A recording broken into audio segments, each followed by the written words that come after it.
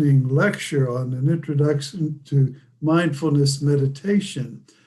Those of you who have done some of our previous Zoom programs, I'm sure have done it with Kathleen Cassels, who is our speaker tonight, who's joined us on many of those programs. But for those of you who are just getting acquainted with Kathleen, just to share a few things about her, she's a certified teacher of mindfulness meditation through the Tibet House US. She offers weekly and monthly mindfulness meditation classes. She's a native New Yorker and a graduate from Fordham University. She's had a career in many fields, including corporate world, restaurant business, and real estate. She has done many spiritual retreats at Mepkin over the last 15 years.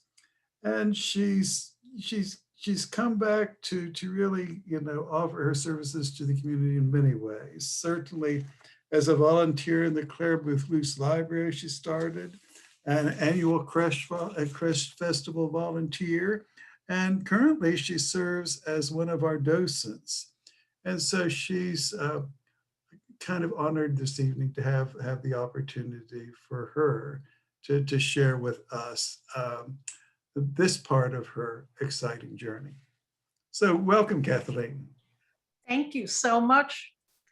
Well, first off, thank you, Mencken Abbey. Thank you, Father Garrick. Thank you, Joy, for giving me the opportunity to be here with you all tonight.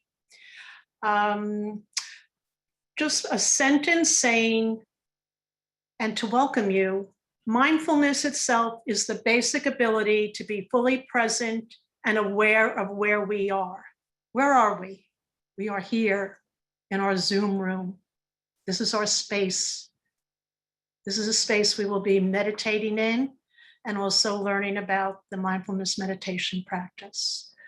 So again, thank you. I'm Kathleen. I'm a contemplative. I am also a lover of the place, which is what us Memkin adherents call ourselves. And I'm just so honored to be here with all of you who also are lovers of the place. We can't meet yet in person, so I'm thankful for this room and this space. So we have, I see quite a few people. So usually what I'd like to do is to have people introduce themselves because the number is kind of large. First, I'm going to ask newbies. Could you just raise your hand if this is the first time you've ever done meditation at all? And just want to see, and that helps me. Okay. Mindfulness meditation. Raise your hand if you have, okay. Also, what I would like to do, Joy, if it's possible, maybe just a few of you would like to introduce yourself, tell us where you are right now, and give a sentence or two about your experience or your level right now at meditation and what it means to you. Very short, 1 or 2 sentences, if possible. Just raise your hand or Joy will be able to facilitate that if anyone wants to give a little chat about it. And if I miss your hand, go ahead and unmute and share. I'm keeping my eye out. I don't want to miss anybody. I'm Kirsten. I've never done specifically the mindfulness part that you're talking about. I've done meditation. I definitely do better when it's guided. Okay. Thank you. Thank you.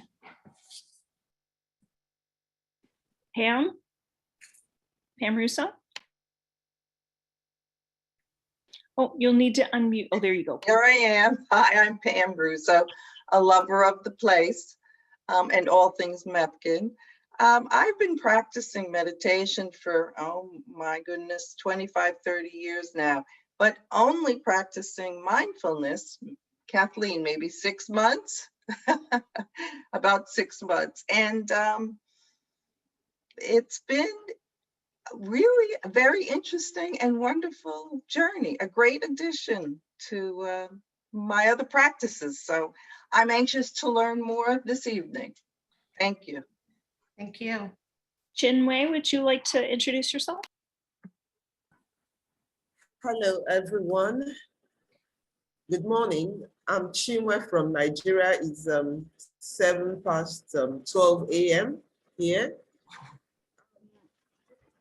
I've been doing centering prayer, kind of meditation and other kinds, but I've never done mindfulness meditation. So Welcome. this is my first. Thank you. Welcome. All right. Anyone else, or we'll now start a little bit more of the. Donna has her hand up. Donna, would you introduce yourself? Yes, I'm Donna Rusbold. I've been doing meditation for off and on for many years, but I'm just curious what mindfulness meditation is. So that's why I'm here. And I don't know what level I'm at. I didn't know there were levels. No, we are always a beginner and we always start again. No levels. Beginner's mind. Every day you start, any day you go to your practice, you start over again. So thank you for all of that. And on the welcome part, I'll just tell you a little bit about me and my part with this, my meditation practices. I have been meditating years and years, over 20, 25 years, maybe more, and contemplating. I thought I really kind of knew all the meditation world. Somehow or another, I missed mindfulness meditation. And when I did take this program, I realized, and they taught me that this is the basic one. From this basic one, you can go off into all the other ones, be it visualization, mantra, guided, contemplation, sense, Tonglong. It's almost unbelievable how many different types of meditations there are. But this one is the ground. From here, you can go anywhere. So this one centers you and keeps you right at base and anchored. So I did take this program, and I'll be honest, the first time I took it, I was saying, oh, no, wait, no, this isn't what I'm used to. And I realized it was just a little bit of a struggle, and you might find this after your first time, because you don't know where to anchor yourself, but you are the anchor. And when you finally realize that, then it is simple and it gets simpler, but then it gets complex again. It's always like that. So I would just like to say that this is a practice that is over 2,500 years old. It comes out of the Buddhist tradition. It has come into these days now in the Western world and all over the world now, probably since the 70s, into a more secular way. Yes, it still has a religious component to it, but also it is now used in places such as corporate rooms, locker rooms of professional sports teams, schools, hospitals. So this now has been found to be very beneficial for people, very simple to do. And its benefits are clarity, strength. And when we say strength, it means resilience in a way, and stability.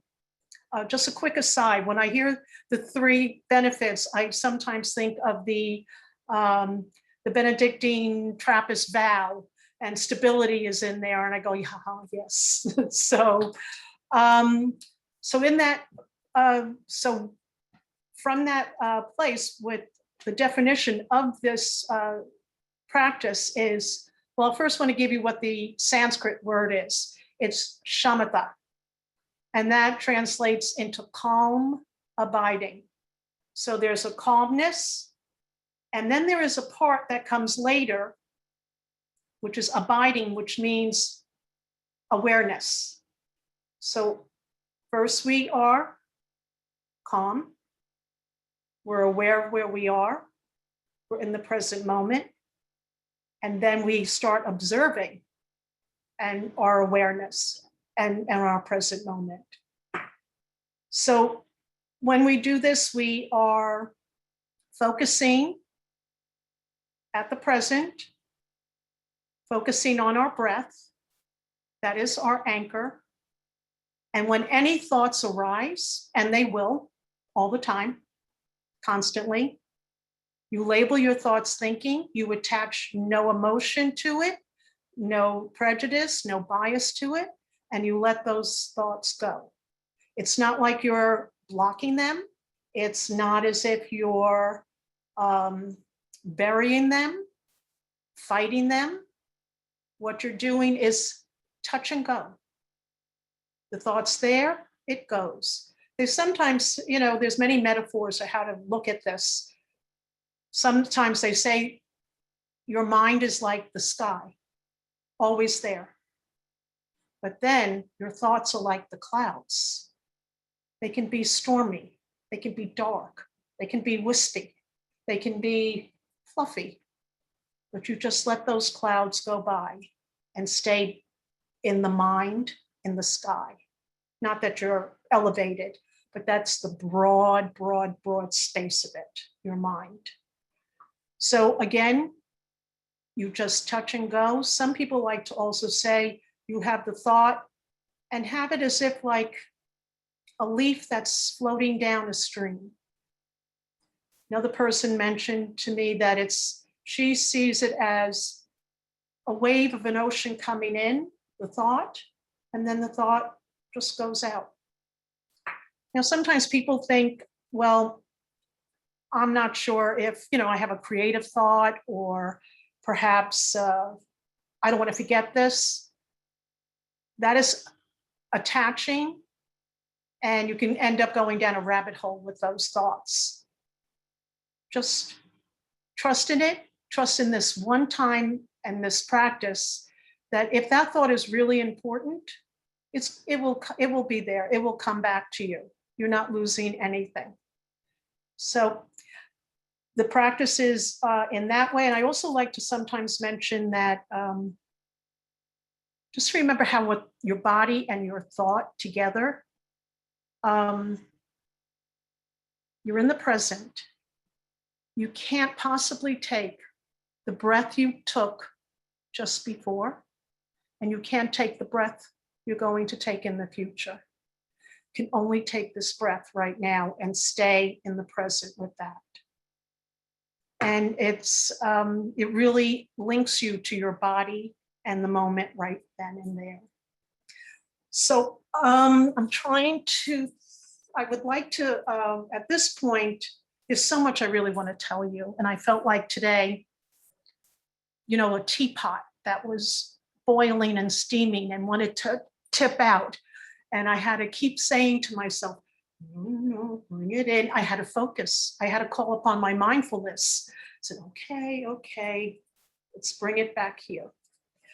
I just also would like to mention that in this practice, I wanted to also tell you a little bit more about me and this spiritual path, and that I found that this mindfulness was part of my spiritual path and contemplation as well. And I have found that this has defined my contemplating even better. I know exactly what I'm doing when I'm contemplating. And contemplation, as I understand, it's really more focus. It's not focus where you're here, but you're really processing thoughts and looking for discernment. When we're doing mindfulness meditation, we're really not going into the discernment. You will get awareness, and you will have wisdom from this, and depending upon if you practice, but it isn't directed. So you find what your thoughts are and your emotions are because they just come. And then you work with them as an observer after the practice. That's called post-meditation. So I'm going to describe right now what the practice is itself. It has 3 steps. It's called take your seat, place your attention on your breath, and when your mind wanders, label your thoughts thinking and return your attention to your breath. So when you're doing this, I'm actually going to start us on that portion of it right now, because I want to leave time, because I do find that there's a lot of questions and comments after the practice. And I want to leave time for that. So are you ready? You're going to start the practice now. Everyone, I hope that you have a comfortable spot that you're in. I usually turn away from the computer just at a slant. And you might want to do that so you're not just staring at the screen. So I'm going to turn to the side. Please take your seat. Now, if you're on a cushion, this will be a strong cross-leg position. You are anchoring yourself. You are connected to, your bottom is connected to your cushion or your chair firmly, and you are anchored. You are creating a contained space for yourself now. You're in a chair, as I'm in a chair. Place both feet on the ground. Hands are placed palm down on your thighs or knees, whichever is more comfortable. And now you start lifting up a dignified way your spine, lifting up from your hips, shoulders, and you have your head very nicely aligned. Shoulders. I like to pull the shoulders up, back, down, and make them feel very restful right there. Part of this is your back is strong, your front is soft, you have an open heart. My teacher always says upright, not uptight. Not too loose, not too tight. So your face now, relax the muscles around your eyes, around your mouth. Slightly tuck in your chin. Your eyes are opened in this meditation with a downward gaze, soft focus, 4 to 6 feet in front of you.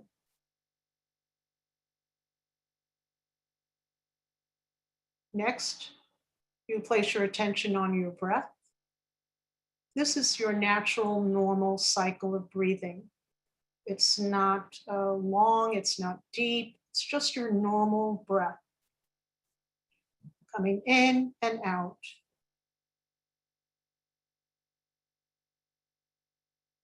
You can place your attention as the breath comes in through the nostrils, or as your tummy rises and falls with each inhale and exhale,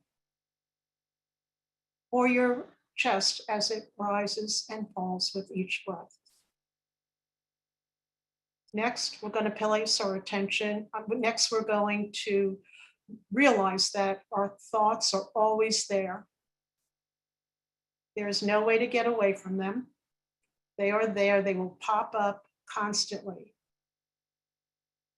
Just form no attachment to them.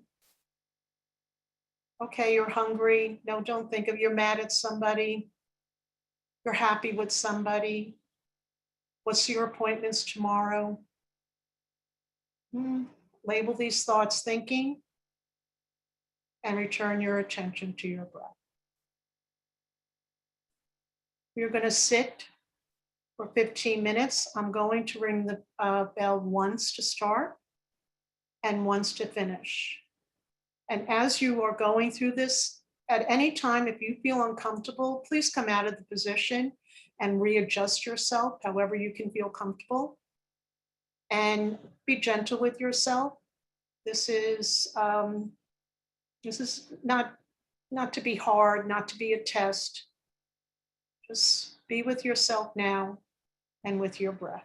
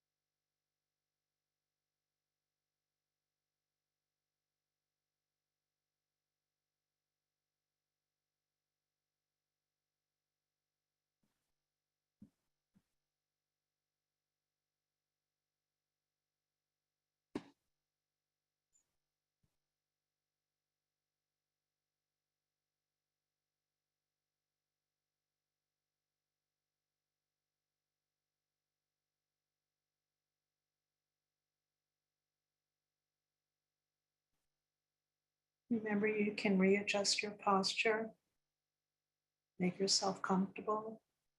If you need, you can raise your eyes horizontally and then return them downward for a soft focus. Remember, be gentle with yourself.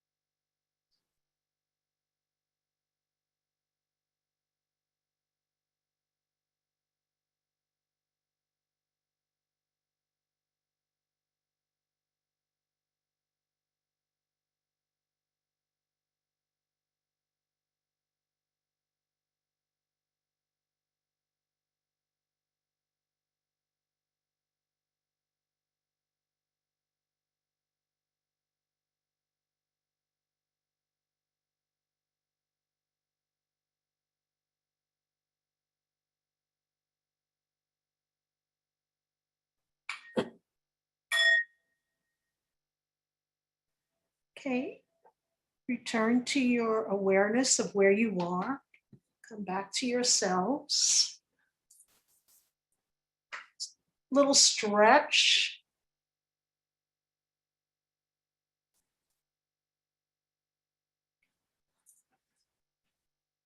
Here's your body. It's here.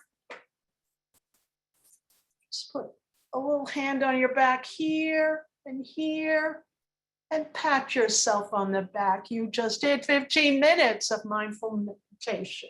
Thank you. Congratulations.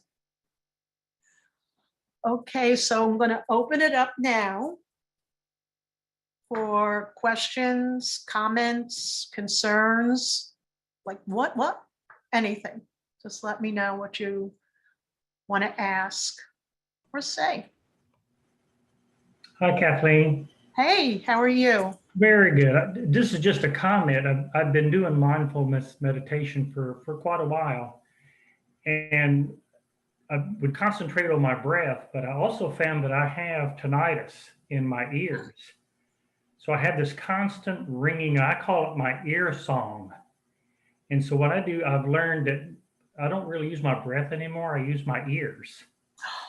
Oh my gosh. And so I listen to my ear song, and it's just a constant sort of here, it's not painful, not too loud, not too soft, and it works great. Just a little comment. I would like to thank you for that. And it could be almost like a theta, like a beat that is, I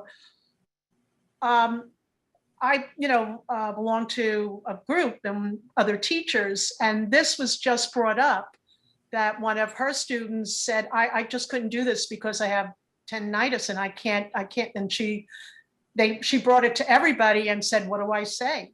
And in our group are some musicians, and they go like, I don't know what to tell you, because that's what we got. Yeah. And I have it as well. And Okay. but that is such a good suggestion, and I'm actually going to pass that on, because some people, Yeah. it's so loud for them. I have it and I go back to the breath, but I will give a try. That is a very good suggestion. I found it works better than my breath. It's constant. And like I said, and it depends on your if you have a really bad case of it, it might be distracting, but mine is it's always there. And it's definitely right now I can really hear it. But like I said, love that. Thank you. Made it my song. I don't fight it. I just incorporated it and made it my song. Thank you. Thank you.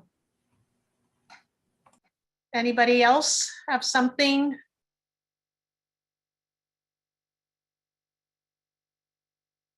Kathleen, can you say a little bit more about the significance of keeping your eyes open? I found I just spontaneously closed mine and appreciated your gentle reminder. So can you say anything more about that?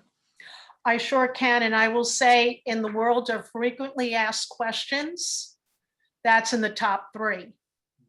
Because part of this meditation, mindfulness, we want to be aware. We're not trying to block out what the outside world is.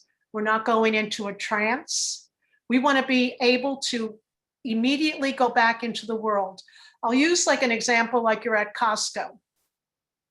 There's a terrible long line in front of you. You can all of a sudden, instead of getting aggravated, where you would go, oh, whatever would happen, you can be aware, drop into this, see everything going on, but you are actually doing mindfulness meditation. And you remain calm. And you when your time is next. So you can use this in so many instances, like even at you're at a meeting and something happens, and you can all of a sudden say, that person said something that is problematic. You can actually, you're not going to close your eyes like this, which you would like to. You would actually then just drop into this. Be very aware what's going on, observe your thoughts, and actually be more comfortable and synchronize. You're synchronizing your mind and your body, and you breathe. So So would you say that's something you can do driving? I was just going to say, never. Okay.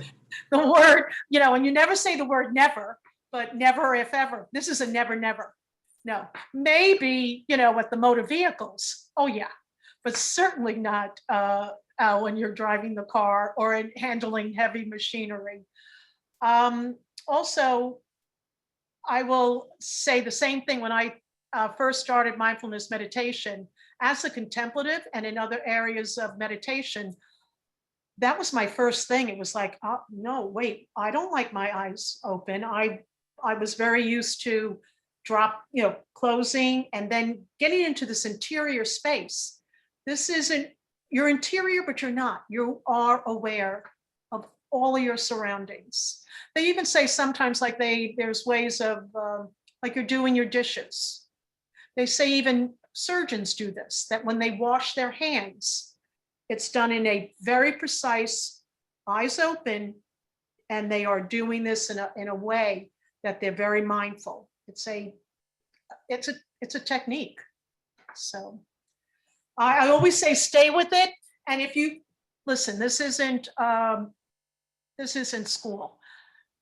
If you need to close your eyes, close your eyes. You can close your eyes, but being aware that this is a mindful one and not contemplation is, if you're aware that this is mindful and you're observing that you're closing your eyes, you're right on track. Don't worry, no big deal. Kathleen, Janice, and then Vance. All right, I just want to, Father Garrett, did I answer your question, or I just want to be sure that? Yeah, yes, you did. I found that my eyes felt heavy rather than soft. Okay, well, there's some techniques I'll say, like sometimes when your eyes are down like this, some people actually try to see how far their peripheral vision is when it's down like that. It's unusual, but all of, you can still stay aware, and all of a sudden you're looking, you go like, how far can I see like that? So it keeps you still alert and there. But if you're tired, you're tired, that's, then you have to rest. Okay. I'm sorry. Any and more questions, comments? Janice was next. Hi. Uh-oh, Janice, unmute, please.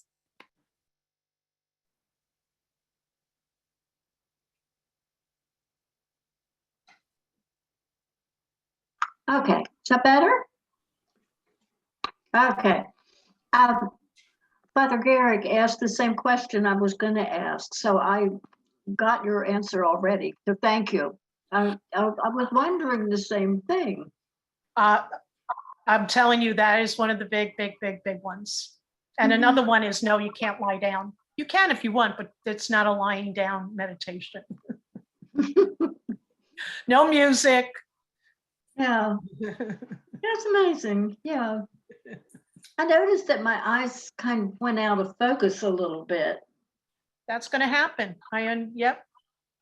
And then you try to, it's soft focus, and then you feel like you're going cross-eyed sometimes, or Yeah. it's just, you don't get this on the first try. And sometimes even when you've done it a lot, you'll all of a sudden go like, what's going on here? But Yeah. you're hearing yourself, you're observing yourself, even ask that question. Yeah. So, thank you. Thank Does that you. help? Yeah, that's Okay. good. Thank you. Vance has a question. Yes, can you hear me? Yep, we surely can. Okay. I thought the metaphor you used, looking at thoughts as leaves falling from a tree, was very helpful. Okay. Thank you for that. Also, the comment you just made about you trying to use your peripheral vision. I found myself either staring at something on the wall or a picture or on the floor, or if I wasn't really conscious of what I was doing, I would just automatically close my eyes. And that's when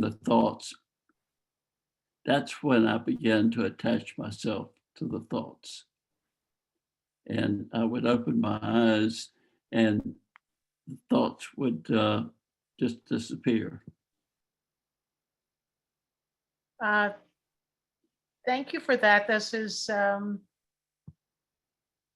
it's the same and different for everybody. Yeah. And the first 5 minutes, I had to adjust the belt on my pants. My pants were too tight. I had to scratch my leg and scratch my arm. And I wanted to begin, and I thought of a couple things I wanted to write down, and I just resisted that. Oh, this is not journaling. Journal after, Yeah. if those thoughts come. And I will say, I know a lot of creatives, and that's their thing, like, oh my gosh, a good thought just came in. What am I? Let it go. It will be there. It may even seep out better at the other part of it. Don't get attached to it. Right. Okay. Right. Is that okay? Yep. Thank you. Thank you very much.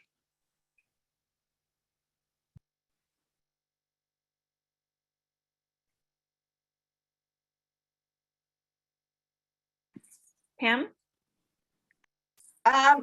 You know, Kathleen, in the beginning, when I started doing mindfulness, I found it difficult with my eyes open. You know, having meditated for so long with my eyes closed, it was foreign.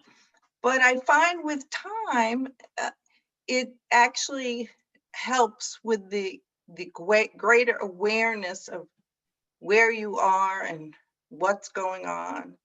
It's actually a necessary component. But I wanted to ask you, is there like a concentration piece to this? Like, are you concentrating? Sometimes I feel like I'm concentrating more, like I'm on the present and the sounds and just what's in the environment, you know? So is that a piece of mindfulness? I mean, certainly, oh, anyway, yeah, is that a piece of mindfulness? The piece of mindfulness is, that's the awareness part. Okay. And always not always, but there's a confusion part, mindfulness and vipassana. And they go together, which is focus with the mindfulness and awareness, clarity with the awareness part, the vipassana. It naturally happens. If you are doing mindfulness meditation and you keep working on that clarity part of it, all of a sudden you're going to realize that you're starting to observe and things are coming up and you're not getting attached to it, but you're experiencing it. You go like, that's interesting. I always think about that. Why do I always, now I'm thinking, but you're starting to get some more depth and wisdom start popping up, because this is just part of what the meditation provides. Well, and I think for me, it's more of an experience. When I meditate, I go to a place where I kind of disappear. I just can't explain it, okay? You just become, it's a place of great stillness.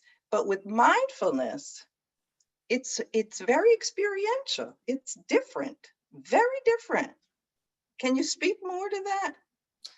It is very different. And you said the word experience. And it's almost like you can explain this to somebody, but unless you experience it, there's just no way to explain what the benefits are. And this also was considered medicine in the old days. This is part of psychology, mental and physical medicine in the tradition 2,500 years ago. There was no antibiotics or anything. This was what helped people. So the stillness part it's different. To me, contemplation is different, and I really feel that it is. I'm just think it's so wonderful that there's so many practices available, because all of them have their place and benefit. I mean, I couldn't give up contemplation if you asked me, but I find that this complements it. And I also find, in a way, well, it does complement it. I integrate it, but it's separate still at the same time. Mhm. This to me is basic. It's just like you just go right to the ground. You go right to the earth. This is the anchor. And then the other places are enriching. I don't know if that helps. No, but, it does. Thank you. there's more to discuss. That's like a discussion that could go on for 200 years that we're having. So I don't think we. No, thank But you it's for so that. interesting, isn't it? It's just so. It's a very interesting. different experience. It's a different experience. I think I just lost you. Oh, there I am. It's different, and I'm enjoying the whole process. So thank you. And it changes. Mhm. You know, it will develop, and it will. Yeah, there's a freedom to it. There's an engagement to it. It's again, it's very different and Thank hard to you. explain. So, but thank you for introducing me to it. Experience. It's an experience. It And I is. had one fellow teacher say she was at a program, and it was funny in a way, because it was all during COVID now, all these dental assistants, and it was a huge place full, and they were all together. I mean, she goes, I couldn't believe all these people were so close together. And she was brought in to, and they thought they were going to have relaxation. She goes, oh, I'm sorry, this isn't the relaxation. I mean, it's calmness. This is the realization meditation, not the relaxation meditation. So Yeah. I hope I'm answering your questions as best I can, because, you know, for what it's worth, and I don't know it all. Thank you, Kathleen. You're welcome. Thank you. Denise has a question next.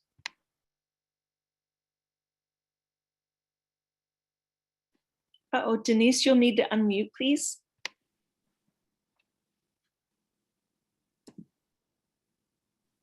Okay, thank you. Kathleen, I was just wondering if there's a certain time of day that this would be best practice, and the length of time. I know we did 15 minutes. Is that a good place to start with it? After all of this, I call it my lunchbox, what you can go take home with you, and, you know, info. And so, yes,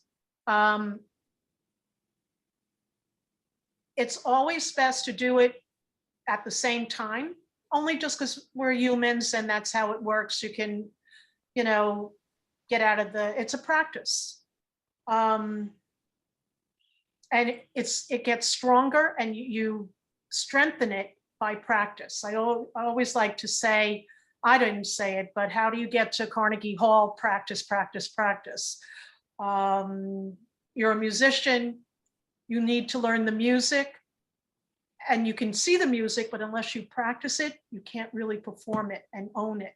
So yes, it is a practice, and staying with it, making it part of your life is going to reap the best benefits. So when you're starting, 5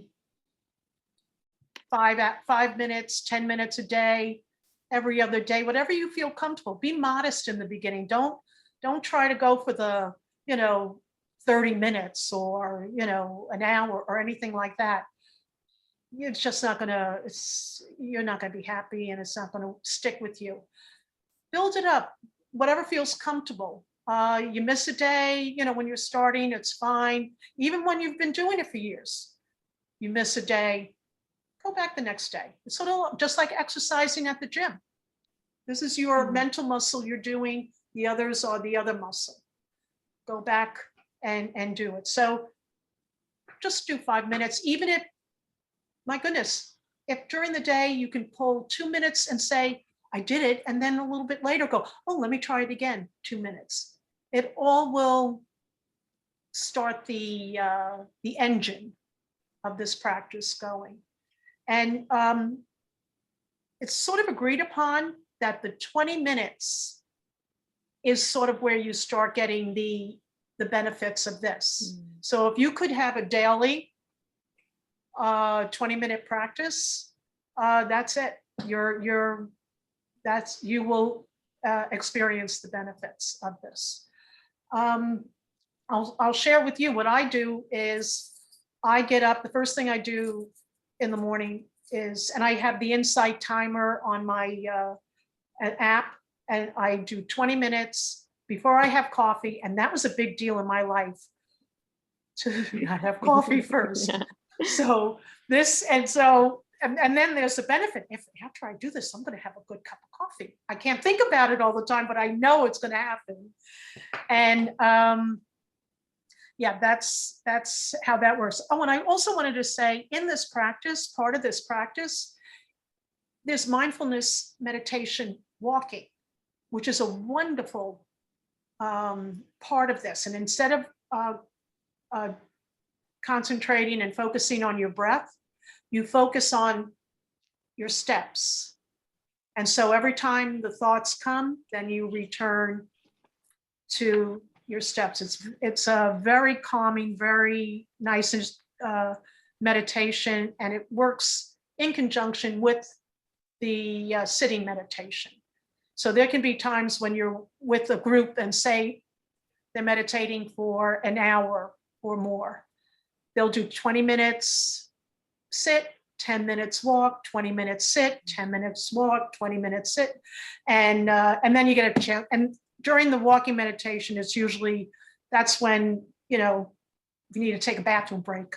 That's your time to go. You can go anytime anyway. Nobody really, again, nobody's, you know, this is supposed to be gentle, helpful, and just like breathing, a practice to have. So very helpful. I don't know, did that help? Yes, okay. thank you. And I wanted to just mention one thing. During my experience, I had a song that came up, like the song was playing in my head that, I mean, so do I try to stop the song or do I just let it go, or how do you? Well, the practice is when a song or a thought, because that thought is a song, and there may be emotions attached to that song, even anything that, you know, so no attachment really to anything, not anything, but pleasure. Don't hold on to the pleasure stuff. Don't hold on to the negative stuff. It's all just moving along. And that song will be there after you finish your sit.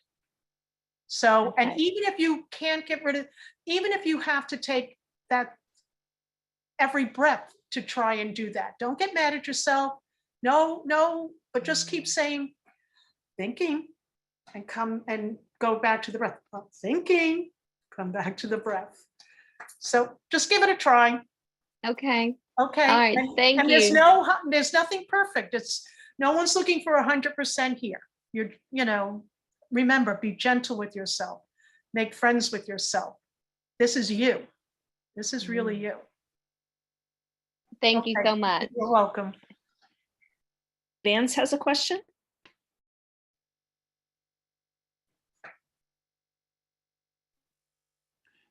Yes.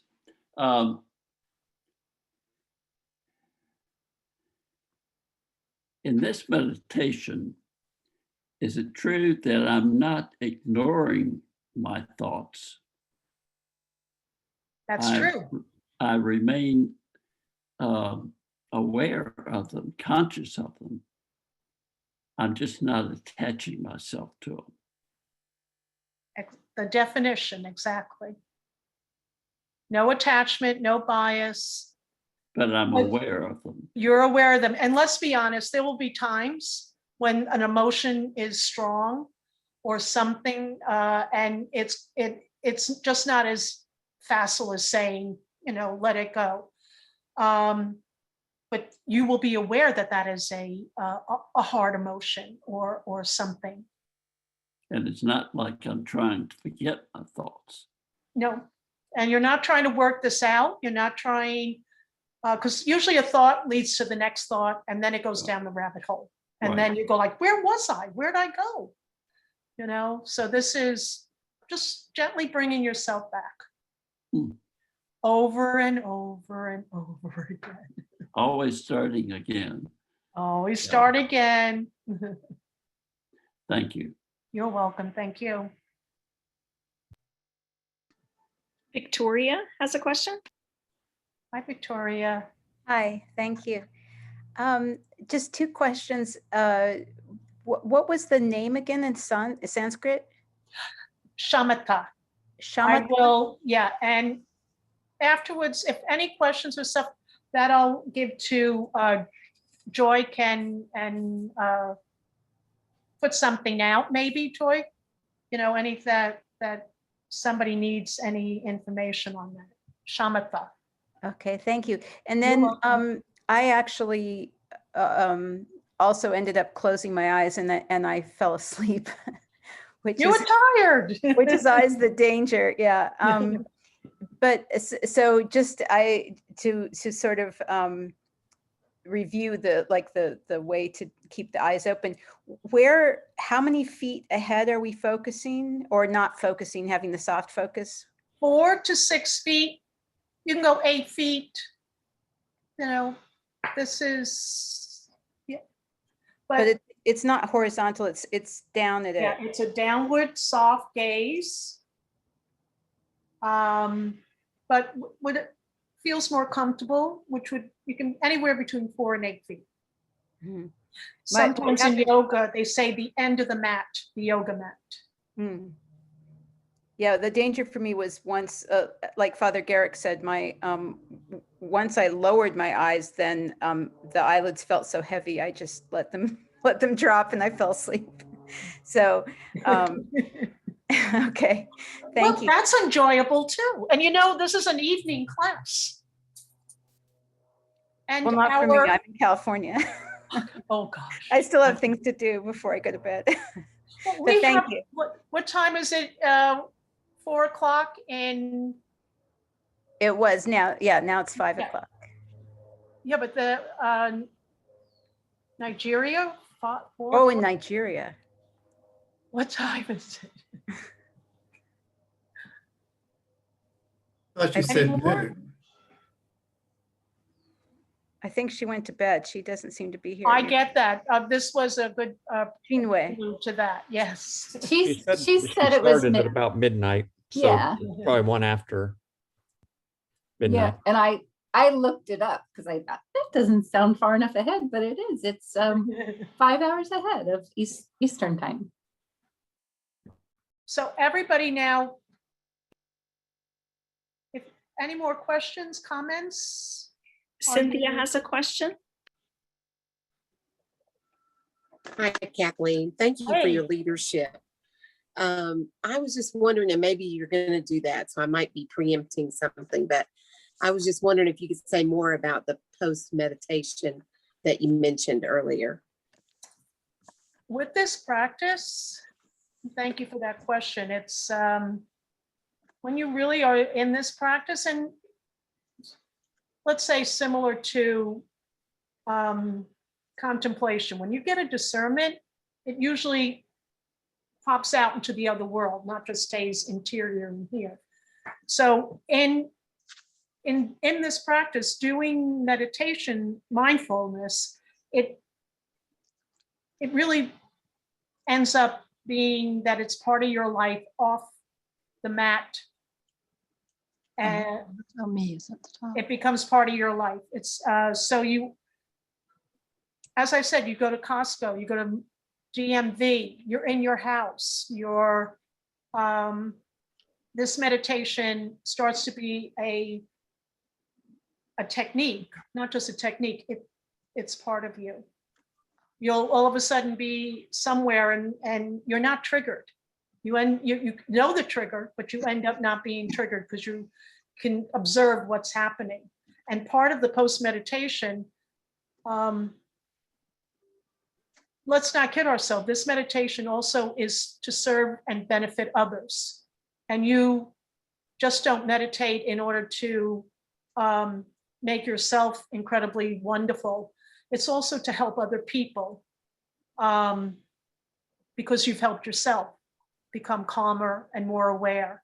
And when you are, you become more sympathetic and you can look at other people, and a compassion element becomes part of this. So now I don't want to use the word bleeds into your life, but it is full, it's whole, it's holistic. You can't really separate that from the rest of everything when you do the practice. So I don't know, did that help, or I made more questions or something? Kathleen, Martha has her hand up. Hey, Martha. Hi, I missed a little bit because I had to answer the front door, but I wondered how you would describe doing a meditation like if you were standing in line at Costco, as you mentioned. So just in a practical way, how it goes, okay? You're Right. standing in line, you only have 10 items. Well, I understand that part.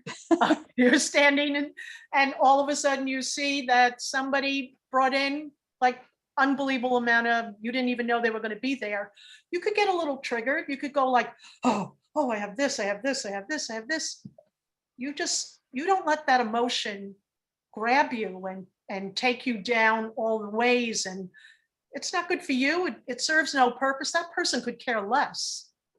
So you just, for me, what I would do is all of them go like, oh, and I could sense, you can feel your body starting to do things, like you get tight in your chest, or something happens and you feel it and you go like, oh no, I'm not going there. I know how not to go there. So I would immediately go like, look what you're doing. You're getting triggered, angry, upset, impatient. These are all not positive things. And you're the one that's acting on your body, which isn't very healthy. You then say, I'm just going to concentrate on my breath right now. Take one deep breath. For me, I go, that's my edge to move on. And then I'm able to say, oh, look at you, you're angry. Why are you angry? This person, I can do all of this conversation. And then I'll say, oh, you're thinking about it, which then could make me go into another rabbit hole. And then I go, oh, thinking. And I can see exactly what's going on. I can see people upset over there. I can see people happy over there. I know what money is being transacted everywhere.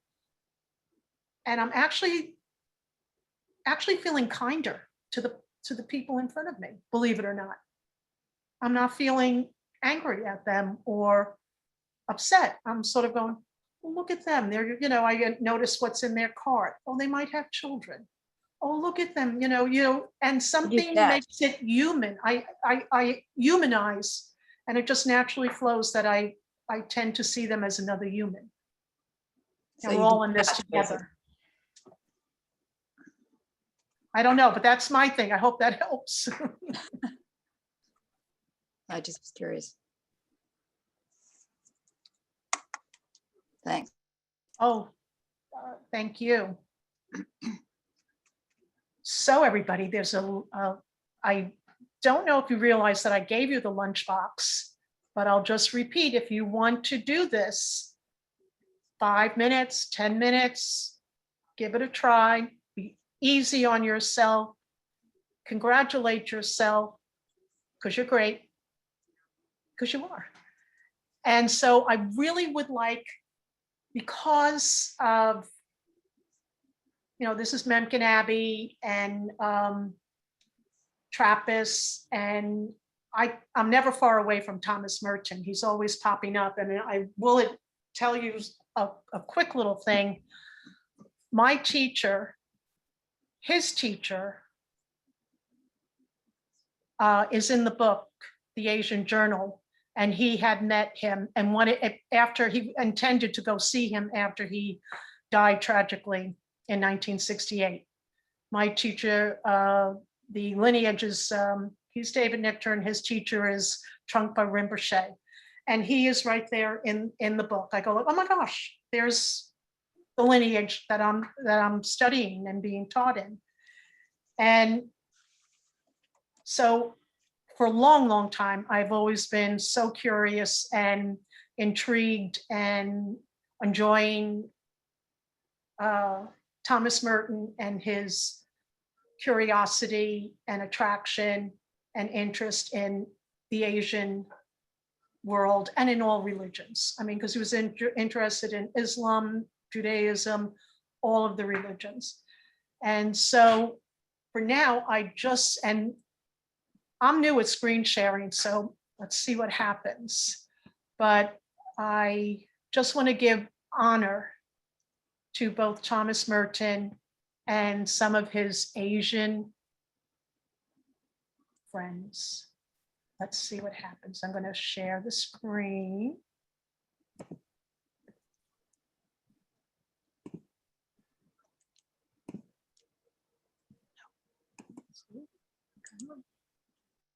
This is so neat. That's there. That goes there. It's there. Oh gosh. Does anybody recognize that little screensaver I have there?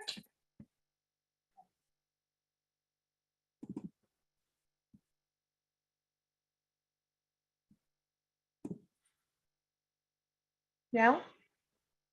Thomas Merton met Thich Nhat Hanh. He came to visit Thomas Merton because Thomas Merton was not traveling yet out of the country in that fashion in 1966. A wonderful, wonderful Zen Buddhist thinker, just an amazing, amazing person. And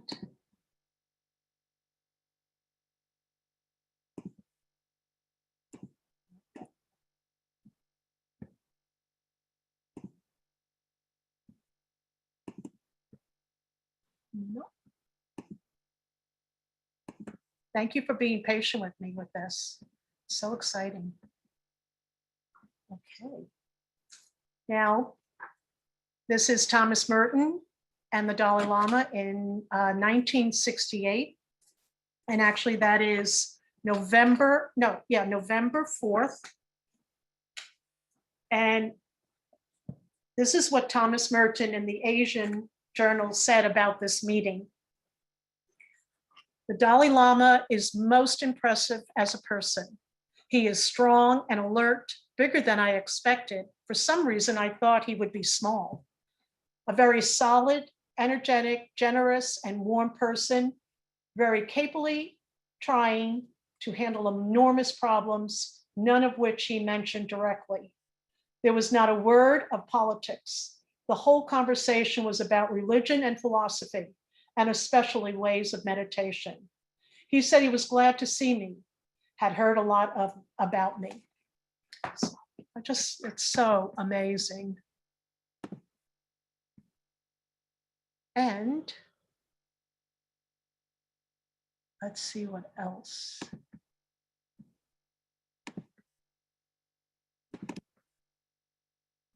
No, you just want to keep coming up there, Thich Nhat Hanh. Now this is the Dalai Lama coming to Gethsemane to honor Thomas Merton and put, it's called a kata on the, it's a scarf of honor that is given to teachers, mentors, dignitaries. And the Dalai Lama had said in 1996 I always considered myself as one of Thomas Merton's Buddhist brothers. So I always remember him and I always admire his activities and his lifestyle. Since my meeting with him, I really follow some of his examples. And later on, he said, so far, the rest of my life, the impact of meeting him will remain with my last breath. I really want to state that I make this commitment, and this will remain until my last breath. The Dalai Lama said that. He's still breathing. He's still thinking of Thomas Merton. And in many classes I take, programs, Thomas Merton is mentioned all the time. I'll just be listening to something from some geshe or a Zen Buddhist, and they say, and Thomas Merton said. So the impact is just unbelievable and wonderful. I often think, gosh, if he was still alive, where would this all have gone?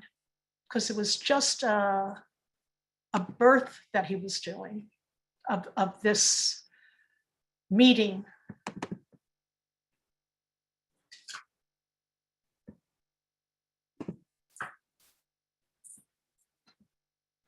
You do not need to know precisely what is happening or exactly where it is all going.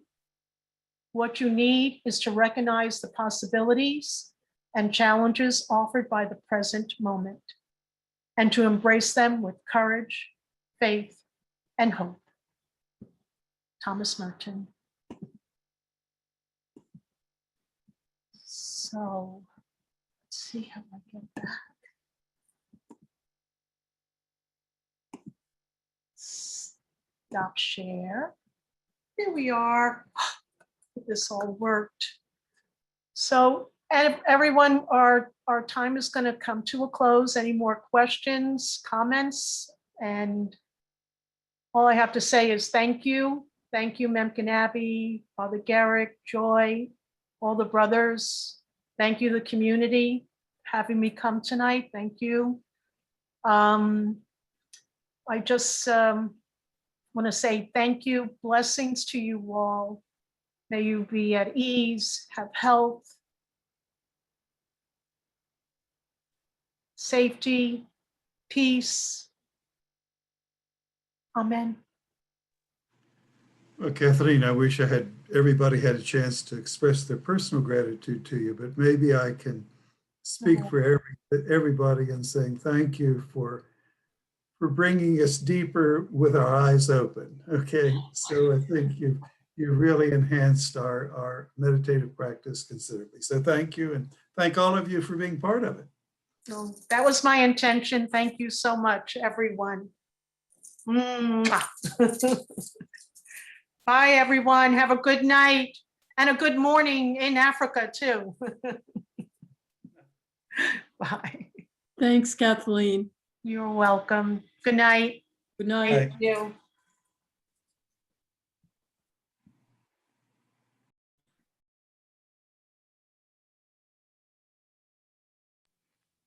Great work, Kathleen. Thank you so much. That was awesome. Thank you. I'm glad it worked. Good. Did you meditate? I did. I thought it was